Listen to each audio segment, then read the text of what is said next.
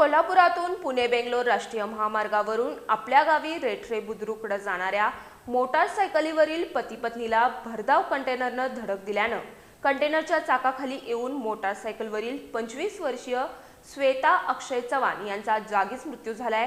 त्यांचे पती अक्षय चव्हाण गंभीर जखमी झाले आहेत। हा अपघात आज सायंकाळी 6 दरम्यान टोप इथं झालाय।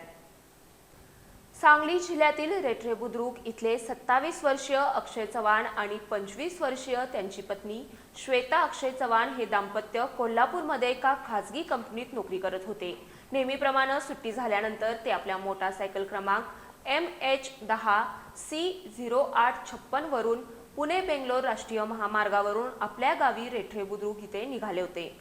ते 6च्या दरम्यान टोप इथल्या महाडिक वसाहतीसमोर आले असता पुण्याच्या दिशेनं जाणारा भरधाव आयशर टेम्पो क्रमांक MH149144 न त्यांना जोराची धडक दिली आहे। यामध्ये मोटारसायकलवरील श्वेता चव्हाण या चाकाखाली सापडल्या। आयशर त्यांच्या अंगावरून गेल्यानं त्यांच्या शरीराचा अक्षरशः चेंदामेंदा झाला होता, तर अक्षय चव्हाण हे गंभीर जखमी झालेत। धडक देऊन आयशर चालक पळून गेला होता। त्याचा टेम्पो परिसरातील नागरिकांनी पाठलाग करून संभापूर जवळ अडवलाय। गंभीर जखमी अक्षय चव्हाण यांना उपचारासाठी CPR मध्ये दाखल करण्यात आले। या अपघातामुळे वाहतुकीची प्रचंड कोंडी झाली होती। टोप जवळील पेठ वडगावकर जाणारा सर्व्हिस रोड रस्त्याच्या कामामुळे अनेक महिने झाले बंद आहे।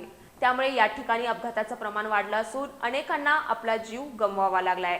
त्यामुळे या परिसरातील दोन्ही बाजूचे सर्व्हिस रोड तत्काळ सुरू करावेत अशी मागणी होतीये। या अपघाताची माहिती मिळताच शिरोली MIDC पोलीस ठाण्याचे पोलीस कर्मचारी तत्काळ घटनास्थळी दाखल होऊन वाहतूक सुरळीत करण्याचे प्रयत्न करत होते। या अपघाताची नोंद रात्री उशिरा शिरोली MIDC पोलीस ठाण्यात करण्यात आली आहे।